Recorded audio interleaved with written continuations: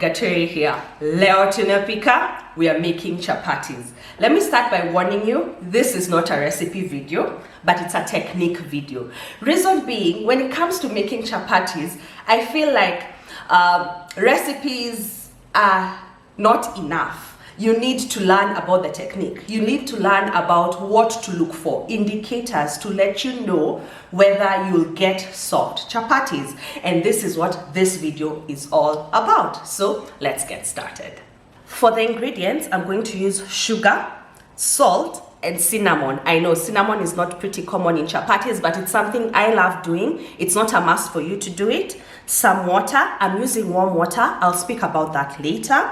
And then all-purpose flour. I essentially prefer atta, but today I'm using all-purpose, and then I have oil.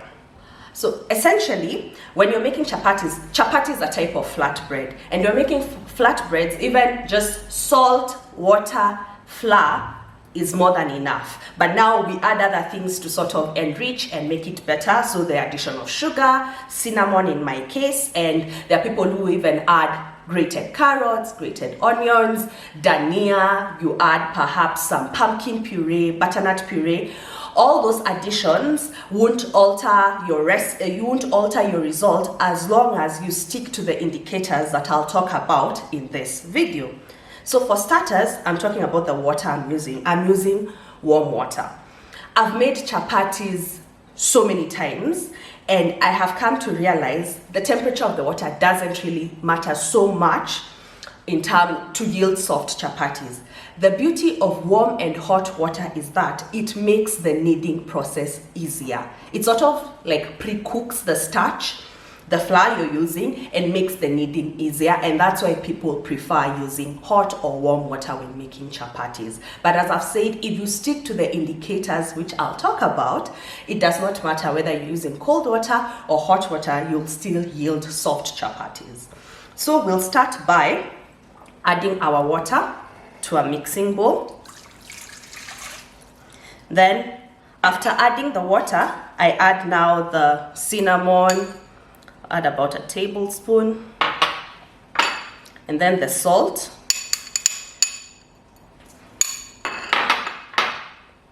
and the sugar. So what I do here, I give it a stir, then I taste, so that I can determine whether the seasoning, especially the sugar and the salt mixture, are up to my liking. So I'll just give it a taste. Yeah, I think that's a good balance. And then once I've done that, I add some oil.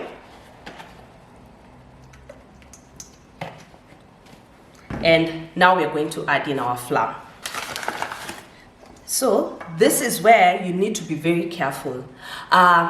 You can add more flour, but it may be hard to add more water, especially when your dough has formed. So you might as well just add the flour very gradually, so that you don't end up having too much flour. So you add gradually as you mix. What we want to create now is a shaggy dough. And I'll show you what I mean by that. So I'm just doing it gradually.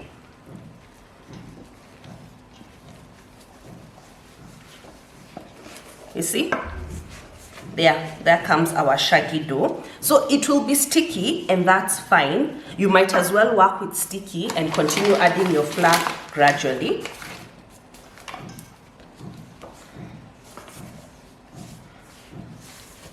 So when it's at this state, see, it's very sticky. I'm going to use my surface. I prefer kneading on a surface. My husband, I'm sure you've seen, there is a video of making chapatis that my husband has on this YouTube, I'll link it. He prefers kneading inside the bowl. So it's all about your preference. I prefer a work surface.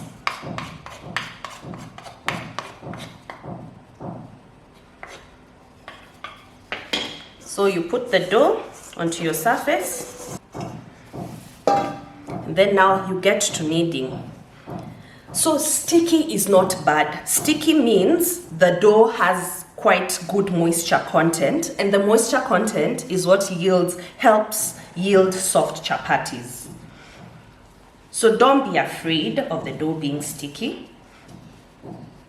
Our aim here is to knead the dough until it's tacky, where the surface looks smooth, but when you pinch, it's a bit sticky. Keep gradually adding the flour, but very little at a time, and knead. There are many various ways people knead. I prefer using the heel of my palm and stretching and bringing together.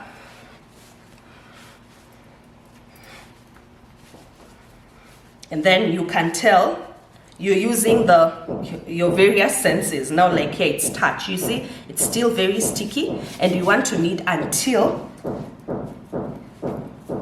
it doesn't stick to our palms like that. Like right now, I feel like I don't want to add extra flour, but the dough is still a little bit sticky. So what you can do, you can lightly oil your hands and use the oiled hands to knead the dough without adding any extra flour. My hands will keep getting a bit cleaner. Just using all the flour here on the surface.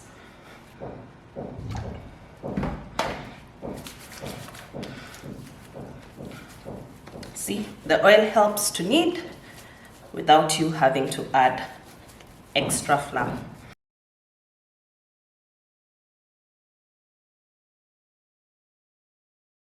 Can tell our dough is pliable, see, but it's still tacky, but it doesn't stick to my hands. Of course, the oil is helping, but yeah, so that's how you knead the dough.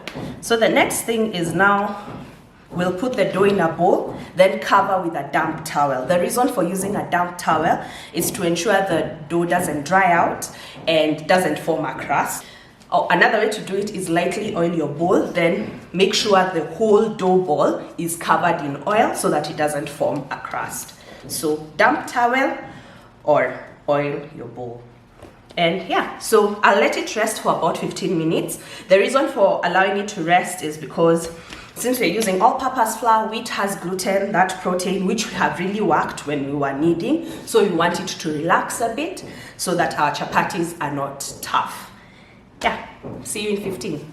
Our dough has been resting and it's even softer. Look, it's so soft. So when it comes to rolling out chapatis, I do one method, but I'm going to show you another method, which is, in my opinion, the most common method that people love using. So lightly flour your surface, then even your rolling pin, then roll out your dough. This one we are rolling out to apply some oil, so it does not have to be perfectly round. And I'm not a stickler on chapatis being round, but I'll show you how we can try achieve round chapatis.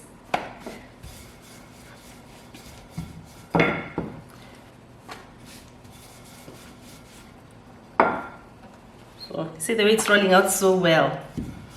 So you take your oil, just apply a little. So this is one of the most common techniques, and people do it different. But the common one is where one applies oil one single chapati at a time. Then you roll it up like this. Then form a spiral. So this is essentially the way my mother showed me how to make. Then, yeah. So people do that for each and every single chapati. Personally, I find that to be time consuming. And since most often than not, I'm making chapatis for a family of 6, and I don't make a lot. They're average between 15 to 20. This is what I opt to do. So I take the whole dough ball and then I'll roll it out into a giant rectangle.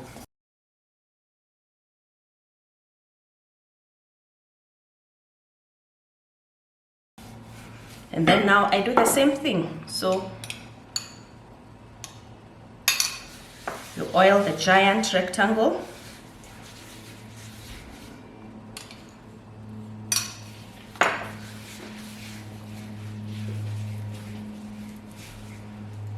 Then you roll it up the same way we did.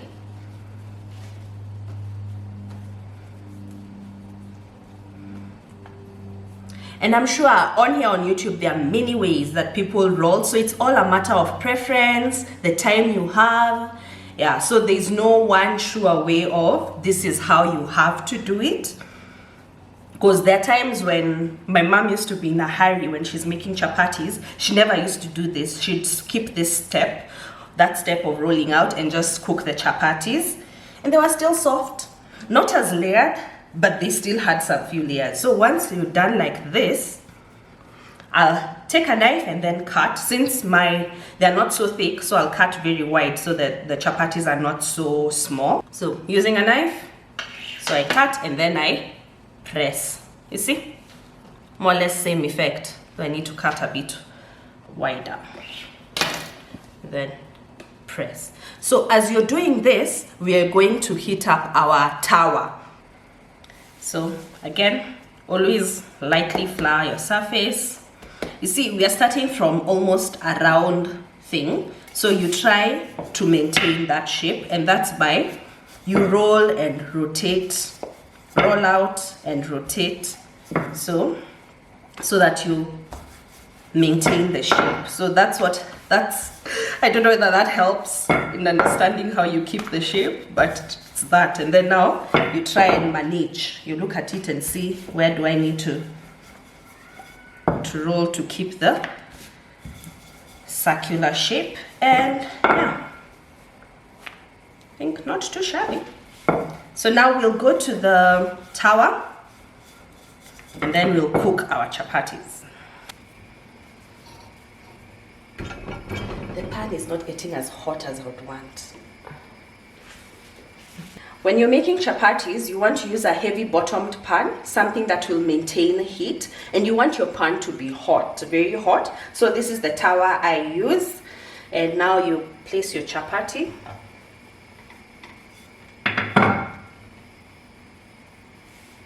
And now we let it cook. So as it cooks, some air bubbles will form, and then you flip and cook the other side. I prefer cooking like this first before going in with the oil.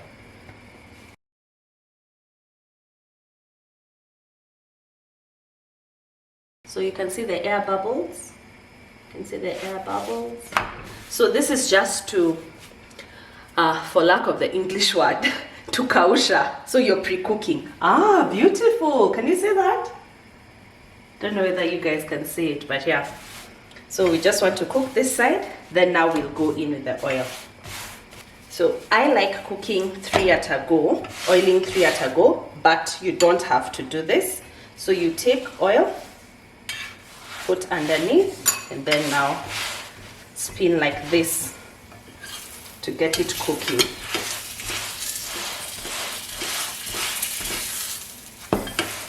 So once that side cooks, I'll flip, do the same for this side.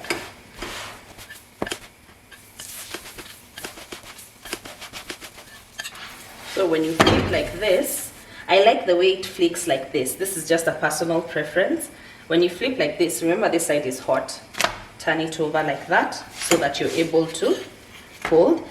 Touching like this, it may look like it's not hot, but it is hot. So there are people who you cut a piece of the bag that had the flour, you use that, or a clean kitchen cloth to help you do the spinning. I mostly use my hands just because it's something I'm used to doing, but it can get pretty hot. Don't be fooled by the optics.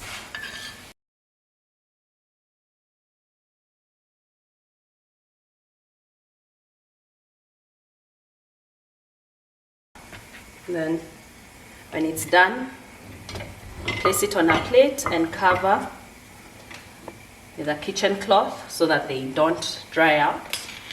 And that's how we make chapatis, or rather that's how I make chapatis. Repeat this procedure until all your chapatis are cooked. And we're done. See? This is what people really love. See, like pages in a book. And the chapo is soft, as you can tell. It tears easily. Taste-wise, soft. And remember what I told you, I like when it's flaky like this. That's the effect. And yeah, that's how you make chapatis without a recipe.